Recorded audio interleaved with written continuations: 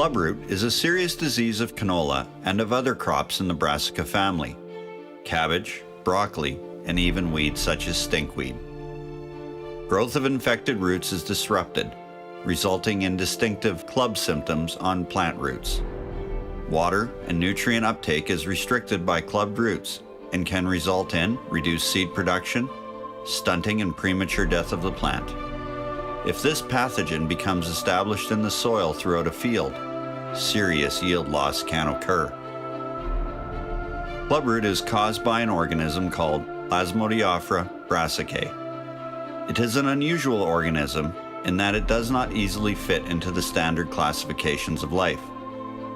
It is not quite a fungus, an amoeba, or even a slime mold, but it has some characteristics of each of these very different groups. The unusual nature of this organism is what makes it a challenge to control. Plasmodiaphora brassicae starts its life cycle as a resting spore.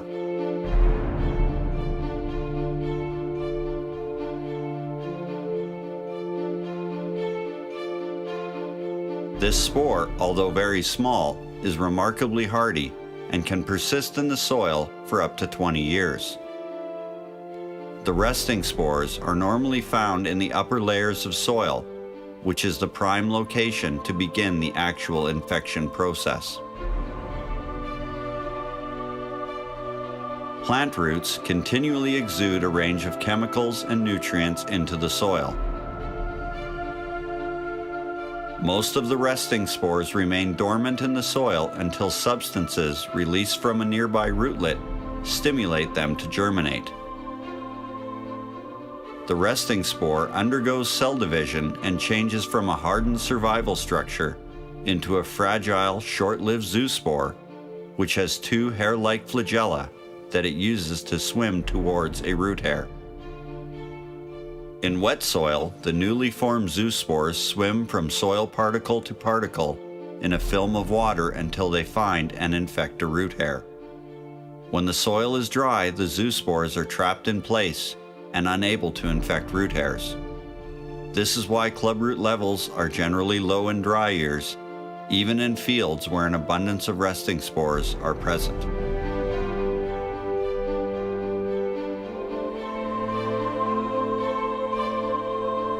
The zoospore swims in soil water until it contacts a root hair, settles on the surface, and penetrates the wall of the root hair.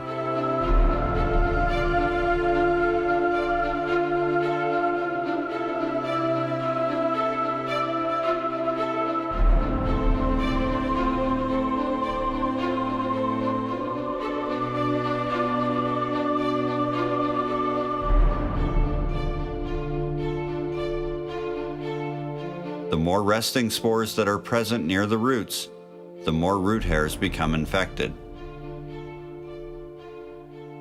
Once inside a root hair, the zoospore develops into an amoeba-like structure called a plasmodium. The plasmodium grows rapidly and matures within a few days, and then produces new zoospores that are released back into the soil environment. This is the stage where clubroot resistance operates.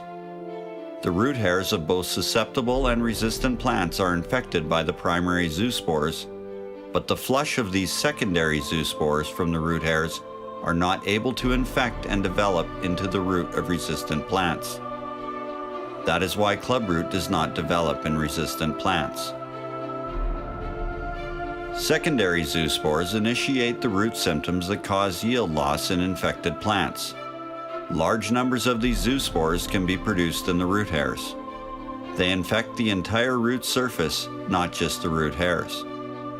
After infection, these zoospores differentiate into plasmodia that grow and reproduce rapidly and spread deep into the root tissue.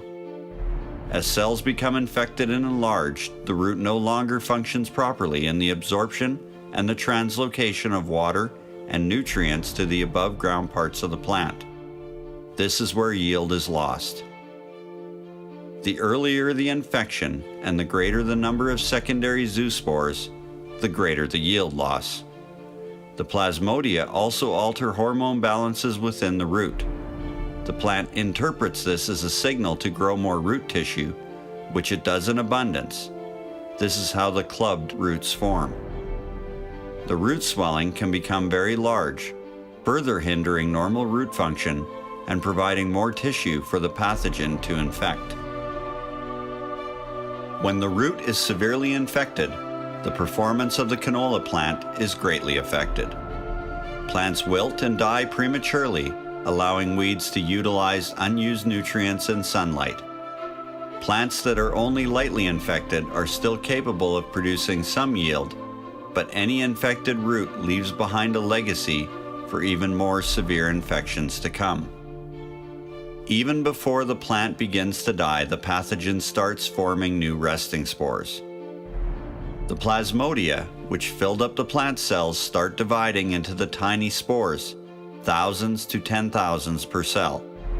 We can easily see how billions of resting spores can be produced from a single infected root.